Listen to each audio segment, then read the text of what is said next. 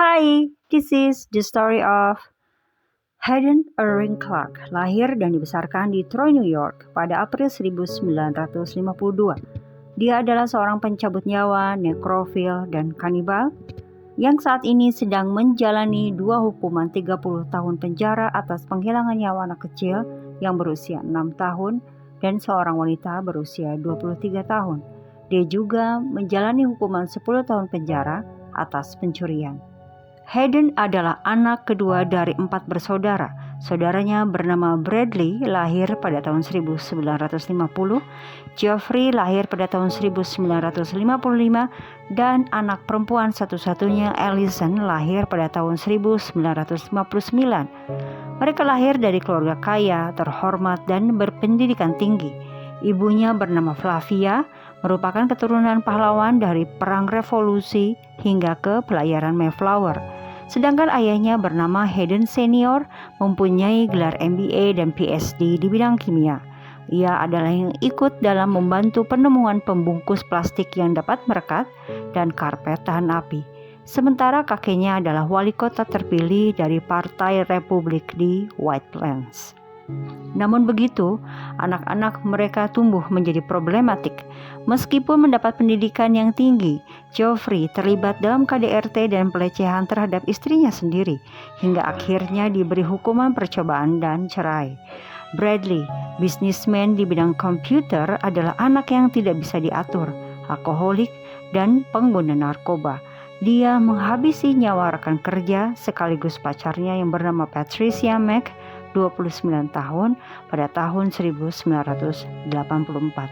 Ia mencekik dan memisah-misahkan badan Patricia menjadi 11 bagian, lalu mengkonsumsi sebagian dari tubuh Patricia. Bradley lalu menyerahkan diri dan dijatuhi hukuman 15 tahun penjara di penjara negara bagian Pleasant Valley di California. Vonis atas Bradley ini menjadi salah satu alasan depresi ibunya hingga ibunya tidak ingin berhubungan lagi dengan keturunannya. Sementara Allison sejak remaja memutuskan untuk keluar dari rumah dan memutuskan tidak ingin mempunyai hubungan apapun dengan keluarganya itu. Dia mengatakan kepada seorang penyelidik, "Saya tidak pernah memiliki keluarga."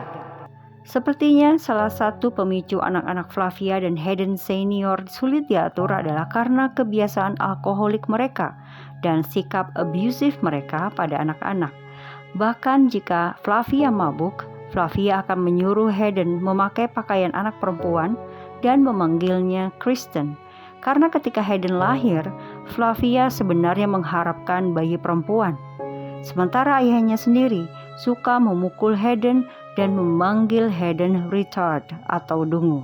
Hal itu benar-benar membentuk pribadi aneh, pendendam, dan tidak stabil pada diri Hayden. Dia suka mengutil pakaian dalam wanita untuk dia pakai sendiri. Hayden yang suka dibuli saat kecil akan dendam pada pembulinya. Caranya, dia akan membalas dengan menghabisi binatang peliharaan pembulinya itu, lalu memisah-misahkan badan hewan itu dan memajang badan hewan itu di rumah pembulinya. Dia tidak akan menolerir kesalahan siapapun, sekecil apapun. Hayden disekolahkan ke sekolah koki oleh ibunya agar mempunyai keahlian di Culinary Institute of America di Hyde Park, New York. Dia lulus dengan berbagai insiden seperti mengencingi 1 tong kentang tumbuk, dan pekerjaannya di berbagai tempat tidak pernah lama. Dia sering memancing keonaran, seperti secara terang-terangan meminum darah sapi. Hayden pernah bekerja sebagai koki di Cape Cod. Dia pernah mengakui penghilangan nyawa beberapa perempuan muda dan menguburnya di bukit pasir, serta menggunakan jari-jarinya sebagai umpan pancing ikan. Ketika karir koki Hayden meredup, dia masuk Angkatan Laut Amerika Serikat. Hayden Clark melakukan tugas selama 1 tahun di kapal pesiar SS Norway, pekerjaan di ruang penjamuan Long Island, dan penugasan selama 3 minggu di Olimpiade 1980 di Lake Placid, New York. Hayden Clark memegang 14 pekerjaan yang berbeda antara tahun 1974 hingga 1982. Selama bekerja di Angkatan Laut Amerika Serikat sebagai koki di bawah dek, Hayden sering kali kepergok mengenakan celana dalam wanita berenda di balik seragamnya. Hal ini memancing amarah teman-temannya. Dia dipukuli dan juga pernah dikurung di dalam lemari pendingin daging selama 3 jam. Angkatan Laut mencoba memindahkannya ke kapal baru, tetapi tetap terjadi insiden hingga sampai mengalami geger otak karena kepalanya terbentur dek kapal induk. Hayden dibebas tugaskan secara medis, didiagnosa sebagai penderita skizofrenia paranoid. Dia diberi resep, tapi dia tidak pernah meminumnya karena dia tidak pernah peduli.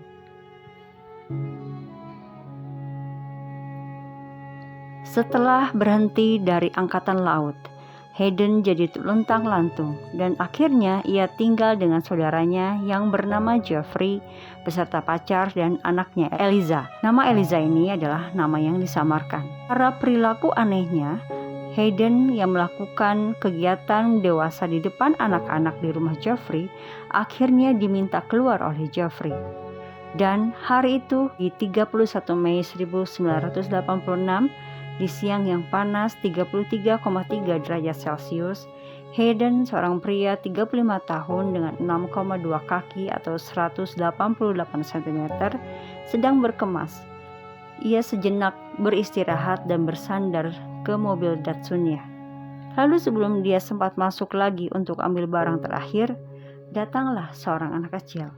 Dan ternyata itu adalah temannya Eliza, tetangga dekat, yang bernama Michelle. Seketika Hayden ingat, keponakannya Eliza pernah mengatai dirinya retard atau dungu.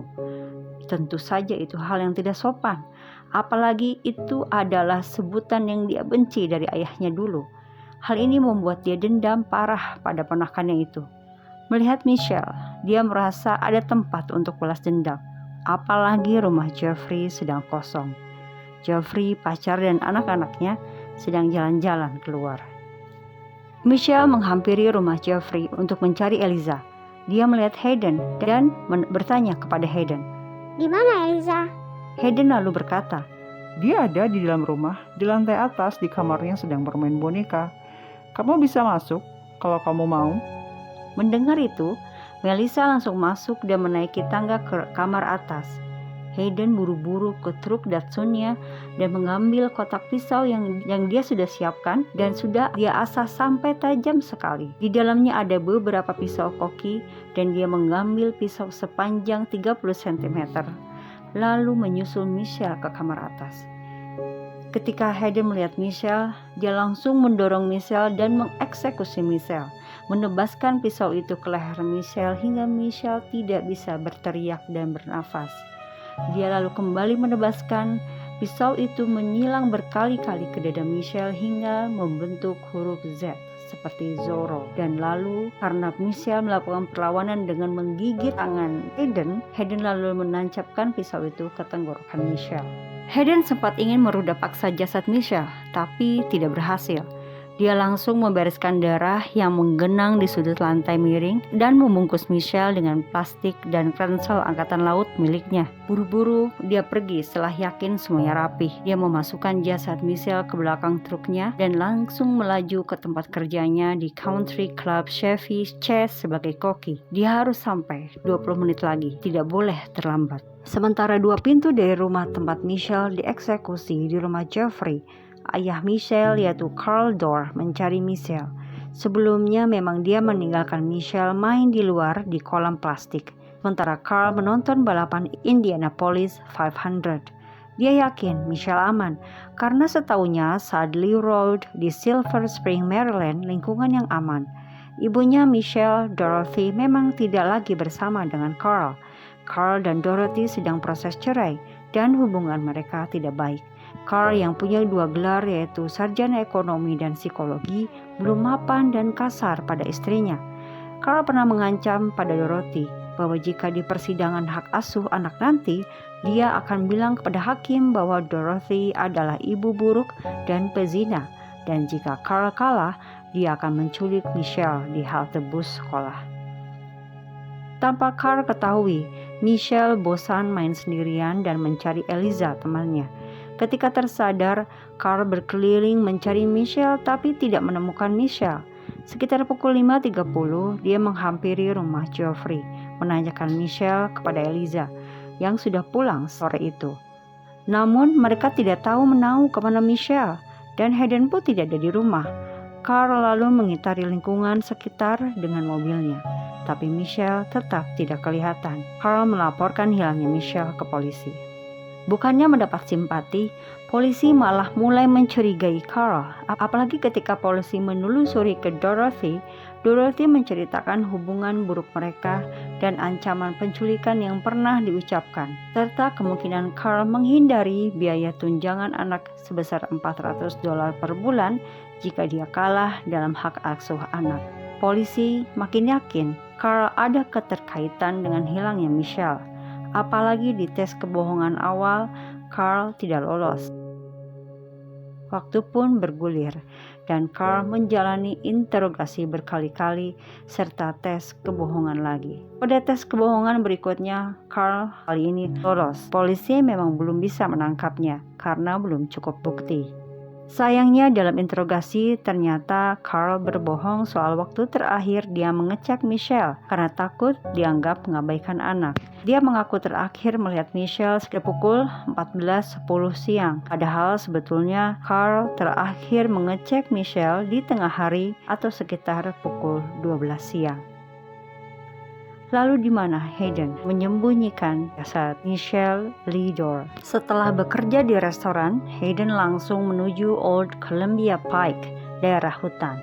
Dia menepi di bahu jalan dan sambil menggendong jasad Michelle, sekop, dan senter, dia masuk ke hutan, menggali tanah sedalam 1,2 meter, dan mengubur Michelle. Lalu dia kembali ke kamar sewaannya yang baru yang berjarak 5 mil dari rumah Geoffrey.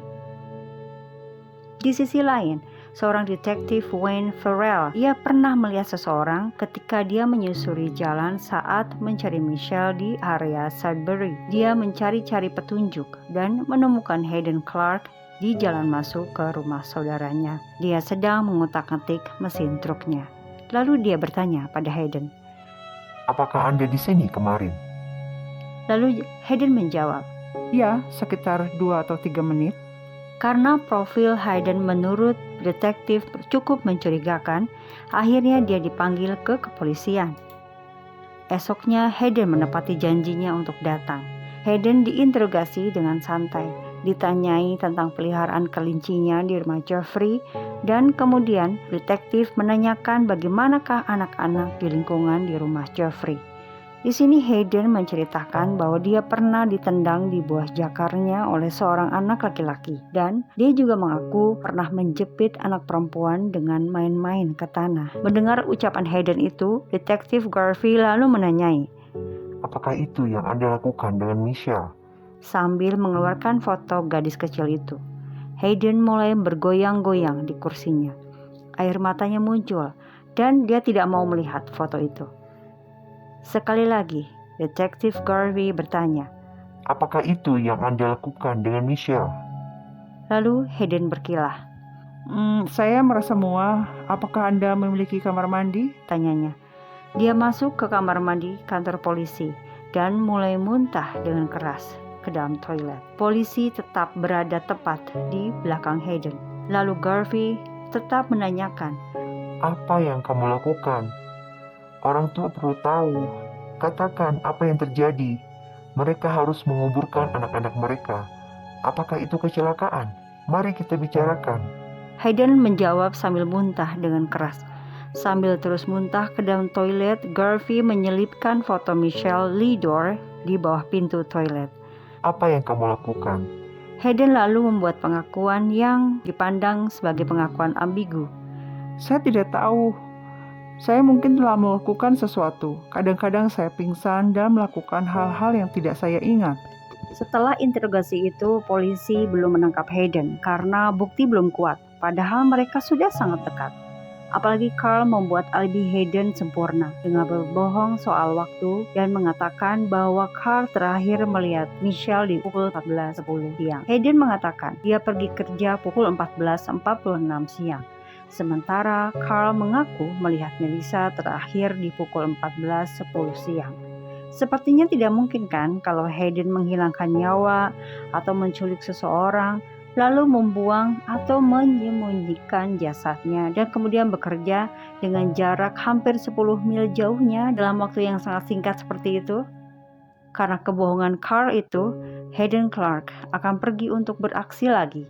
Sedangkan untuk Michelle Lidor masih perlu 14 tahun lagi hingga misteri kematiannya terpecahkan dan jasadnya ditemukan. Hayden bebas dari tuduhan karena tidak ada bukti dan alibinya. Dia mulai lebih tidak terkendali. Di tahun 1988, dia ketahuan mengebut, dan ketika polisi memeriksanya, ditemukan senapan Astra kaliber 38. Dan dia juga pernah ditangkap karena pengerusakan properti pemilik lahan tempat dia memarkirkan truk Datsunnya itu. Hayden bahkan pernah mencuri di rumah ibunya di Rhode Island. Hal itu membuat ibunya marah. Tahu apa reaksi Hayden ketika dimarahi ibunya? Dia mencoba menabrak ibunya dengan truk. Syukurnya si ibu berhasil menghindar. Si ibu, Flavia, makin emosi dan tidak ingin mengenal Hayden lagi sebelum Hayden mengobati dirinya. Hayden juga pernah didiagnosa oleh seorang dokter di Rumah Sakit Veteran Angkatan Laut dan kondisi mentalnya adalah psikosis dan etiologi yang dipertanyakan. Dokter juga menyatakan bahwa Hayden merasa dia mempunyai kepribadian ganda. Dia suka menyakiti orang lain tanpa dia menyadari apa yang dia lakukan. Pada tahun 1989, dia berulah lagi. Dakwaan kriminal 15 pencurian, salah satunya mencuri di gereja dengan menyamar sebagai seorang wanita. Pada hari ditangkap, ditemukan wig wanita, gaun wanita, mantel dan dompet wanita, dan juga sarung pistol. Hayden akhirnya ditangkap dan didakwa hanya 45 hari.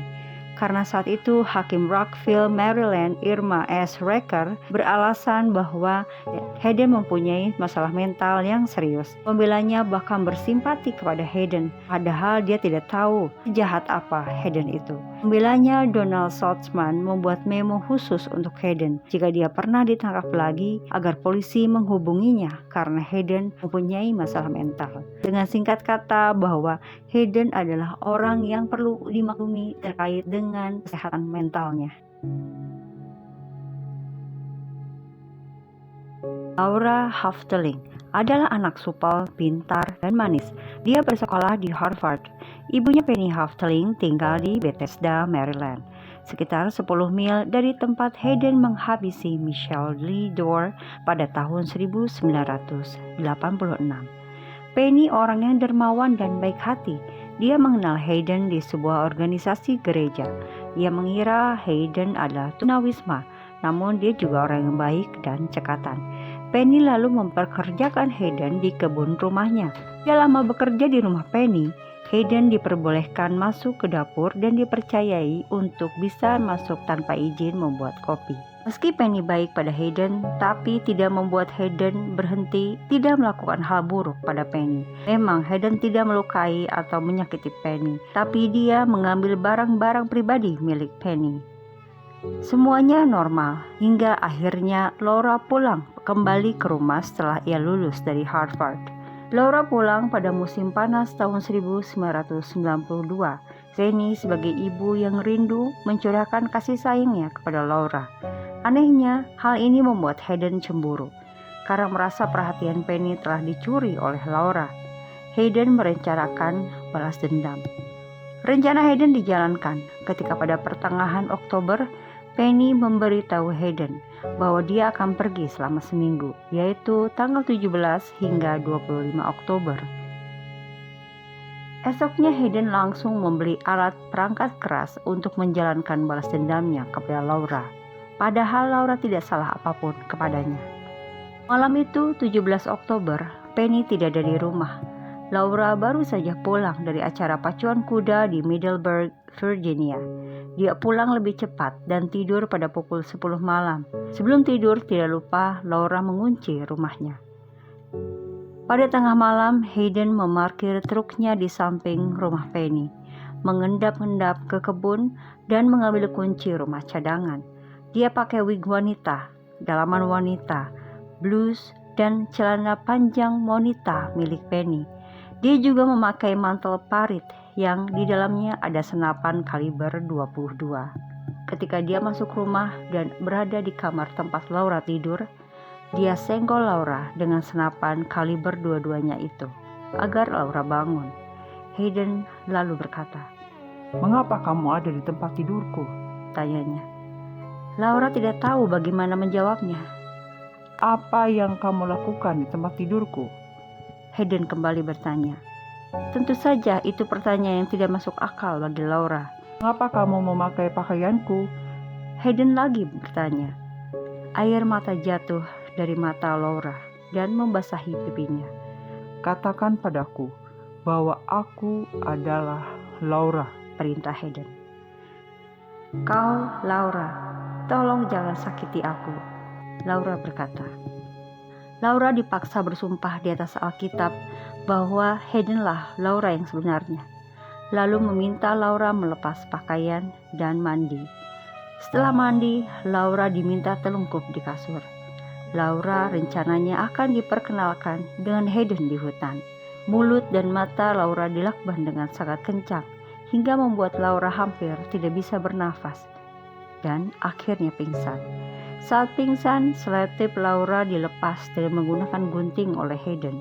Dan karena ceroboh, gunting itu mengenai leher Laura dan menyebabkan luka di leher Laura yang sangat parah hingga berdarah.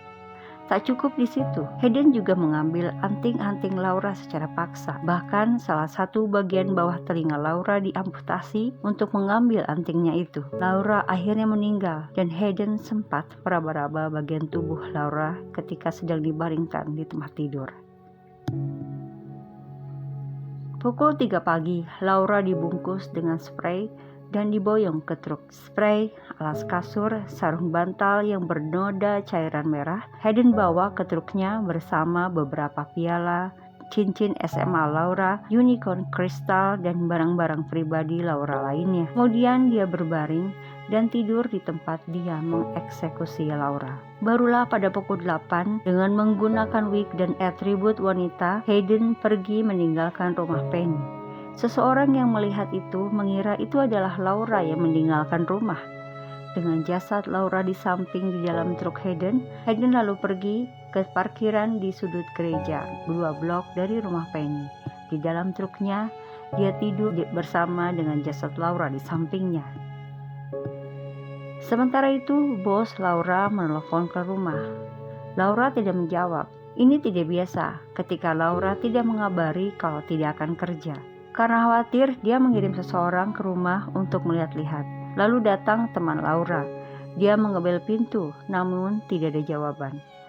Lagi-lagi, karena khawatir, teman Laura lalu menelepon saudara laki-laki Laura yaitu Warren Hafteling dan juga mulai menelepon teman-temannya yang lain. Saat itu dirasa belum perlu untuk menghubungi polisi. Setelah menggeledah rumah tersebut dan tidak menemukan apa-apa, Warren Hafteling jalan ke arah halte bus. Dia melihat Hayden dengan truk pick-up-nya. Dengan polosnya, Warren melambaikan tangan kepada Hayden untuk bertanya apakah tukang kebun itu mengetahui keberadaan adiknya. Awalnya Hayden menepi, tetapi dia berubah pikiran dan melesat pergi. Warren menganggap perilaku Hayden itu agak aneh, tapi Hayden memang aneh, pikir Warren.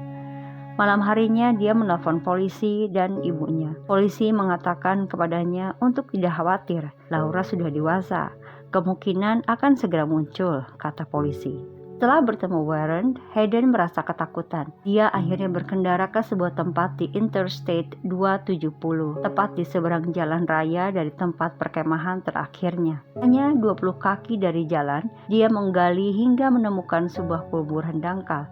Lalu dia menguburkan jasad Laura ke dalamnya. Setelah menguburkan Laura Hafteling, Hayden Clark ke utara menuju New England. Di Rhode Island, dia memasukkan spray berdarah, alas kasur, dan barang-barang yang dia curi dari Laura ke dalam loker penyimpanan mandiri yang dia sewa per tahun. Dia tetap menyimpan sarung bantal. Dengan begitu, dia bisa mengenang kembali malam itu. Setelah kejadian, Berapa kali Hayden mencium aroma sarung bantal itu, bahkan ketika setelah polisi memanggilnya. Saat penyelidikan hilangnya Laura, polisi Montgomery County, Maryland, memanggil Hayden karena Warren dan Penny telah menyebutkan nama Hayden saat mereka diinterogasi. Dan ketika deskripsi Hayden ditelepon ke kantor polisi, lonceng peringatan berbunyi. Bukankah dia dicurigai dalam kasus hilangnya Michelle Dorr? Penny Hafteling tidak percaya Hayden melakukan hal buruk pada Laura. Dia menepis tuduhan itu. Hayden tidak akan menyakiti siapapun. Dia hanya seorang tukang kebun. Itu kata Penny. Polisi punya ide lain. Atasan Mike Garvey, Robert Phillips dipanggil. Dan dia ingat cerita Garvey tentang Hayden yang muntah di kamar mandi dan alibinya. Ketika dia ditanya apakah akan membawa Hayden atau tidak, Phillips langsung setuju. Hayden Clark? Tentu saja. Ayo, tangkap dia. Bajingan itu berhasil lolos sekali, teriaknya di telepon. Polisi menghubungi Hayden dan dia datang keesokan harinya bersama Sue Snyder, kepala kelompok tunawisma setempat. Ketika keesokan harinya Hayden tiba di kantor polisi, dia beralibi bahwa dia dalam truknya malam itu sedang tidur. Namun ketika dia meninggalkan kantor polisi, dia mulai menangis dan Sue Snyder menanyakan alasannya. Hayden berkilah. Saya merasa sangat kasihan kepada Penny dan Warren. Hari-hari berlalu dan Laura tidak kunjung muncul. Polisi setempat memutuskan untuk melakukan pencarian menyeluruh ke area tersebut. Seekor anjing pelacak membawa mereka ke dalam hutan di dekat rumah Penny yang berbatasan dengan gereja. Di sana, anjing tersebut menemukan salah satu bra Penny, blus wanita, sepatu hak tinggi, dan sarung bantal Laura yang berlumuran cairan merah. Setelah dibawa ke laboratorium, diketahui bahwa cairan merah tersebut memiliki jenis yang sama dengan cairan merah Laura. Polisi beruntung, ada satu sidik jari pada cairan merah tersebut. Polisi langsung membawa Hayden lagi ke kantor. Saat ditangkap, Hayden mempertahankan dirinya dengan berkata, Saya hanya seorang tunawisma. Saya tidak punya teman. Setelah ini saya akan menganggur. Selama interogasi, polisi menggertak Hayden. Tidak ada lagi interogasi santai dan sikap lemah lembut. Polisi berkata, Kami menemukan sarung bantal di hutan. Ada sidik jari di sana. Sidik jari itu milikmu. Sebenarnya sidik jari itu belum diidentifikasi, tapi mereka berharap ada pengakuan atau sebuah reaksi dari Hayden. Hayden mulai merintih dan air matanya jatuh. Dia menarik kain wol yang dikenakannya dan menutupi matanya. Detektif mulai tidak sabar. Apa yang kamu lakukan dengan Laura Hafteling? Saya tidak ingat. Jawab Hayden. Terlepas dari pernyataan ini, polisi kembali melepaskan Hayden karena mereka masih tidak memiliki bukti untuk menahannya. Selanjutnya, dengan menggunakan surat perintah penggeledahan, polisi memeriksa rekening bank Hayden dan menemukan salinan bukti pembelian di toko perangkat keras. Mereka juga menemukan lokasi perkemahannya, menggeledahnya, tetapi tidak menemukan Laura. Kemudian, laboratorium mengkonfirmasi bahwa sidik jari yang ada adalah sidik jari Hayden di sarung bantal yang bercairan merah. Dihadapkan dengan bukti-bukti yang sangat banyak, meskipun tidak ada jasadnya, Hayden Clark akhirnya mengaku bersalah atas penghilangan nyawa tingkat 2 dan menerima hukuman 30 tahun penjara pada tahun 1993. Beberapa hari setelah hukumannya, dia membawa polisi, pengacaranya, dan jaksa penuntut ke jasad Laura Hafteling. Di penjara, Hayden banyak bacot. Dia sompral, menceritakan aksi-aksi penghilangan nyawanya yang telah dilakukannya, memberitahu para narapidana secara rinci tentang bagaimana dia menghabisi Michelle Lee Dorr, Laura, dan lainnya. Para narapidana yang membenci pencabut nyawa anak melihat itu sebagai info yang bisa membuat mereka mendapatkan pembebasan bersyarat lebih awal. Mereka lalu menghubungi polisi dan membocorkan informasi Hayden tersebut. Pada tahun 1999, dia diadili 2 kali. Yang pertama adalah karena mencuri dari keluarga Mehani yang membuatnya dihukum 10 tahun penjara, dan yang kedua untuk penghilangan nyawa Michelle Dorr, di mana beberapa rekan narapidanya bersaksi dan memberatkannya yang membuatnya dihukum lagi 30 tahun. Hayden Clark tidak akan pernah melihat kebebasan lagi. Di persidangan, pengacara membelanya, mencoba menyalahkan Carl Dorr atas meninggalnya Michelle, namun gagal. Ada gila-gilanya ya si pengacara ini. Setelah dihukum, Hayden Clark yang gila mengaku kepada seorang narapidana yang ia yakini sebagai Yesus karena kemiripan visualnya, memberitahukan di mana dia menguburkan Michelle Dorr. Pada bulan Januari 2000, Hayden membawa mereka ke hutan dan membantu menggali jasad Michelle Lee Dorr, hampir 14 tahun setelah dia menghilangkan nyawanya. Hayden Clark meyakinkan tim FBI bahwa dia telah menghilangkan nyawa selusin wanita muda lainnya. Antara bulan Januari dan April 2000, dia dan temannya Yesus diantar ke beberapa negara bagian, seperti Massachusetts, Connecticut, New Jersey, dan Pennsylvania, di mana dia mengaku telah menghilangkan nyawa para wanita muda. Untuk memudahkan pencarian, penegak hukum mengunjungi Kmart lokal, di mana mereka membeli pakaian wanita dan wig saat mereka mencari bukit-bukit di pasir Cape Cod. Pada akhirnya, pencarian jasad tidak membuahkan hasil karena sebagian sudah lebih dari 20 tahun yang lalu. Bukit pasir telah bergeser dan lokasi di mana Hayden mengklaim telah menguburkan korban telah tertutup aspal dan sekarang menjadi mall. Polisi dengan bantuan Hayden menemukan sesuatu di tepi bekas lahan milik kakeknya. Mereka menggali sebuah ember besar yang berisi sekitar 200 buah perhiasan wanita. Beberapa di antaranya adalah milik Laura Hofteling. Hayden mengaku telah mengambil perhiasan dari setiap korbannya sebagai cindera mata. Di dekat bagian atas terdapat sebuah peniti dari kayu perak yang sangat indah. Hayden Clark mengatakan kepada para detektif bahwa peniti tersebut adalah malaikat kematiannya. Dia mengaku memakainya dan disematkan pada pakaian Penny pada malam dia menghabisi Laura Hofteling. Hayden Clark mungkin tidak akan menghirup udara bebas lagi, tapi karena tindakannya, dia telah menghadirkan dan meninggalkan bekas luka di hati para keluarga yang ditinggalkan selamanya. Memang tidak ada jaminan bahwa anak yang lahir di keluarga yang normal tidak akan berbuat menyimpang. Namun sebagai keluarga, kita hanya bisa memberikan contoh yang baik dan berusaha agar orang-orang yang kita cintai selalu ada di jalur yang baik dan tepat agar tidak merugikan orang lain.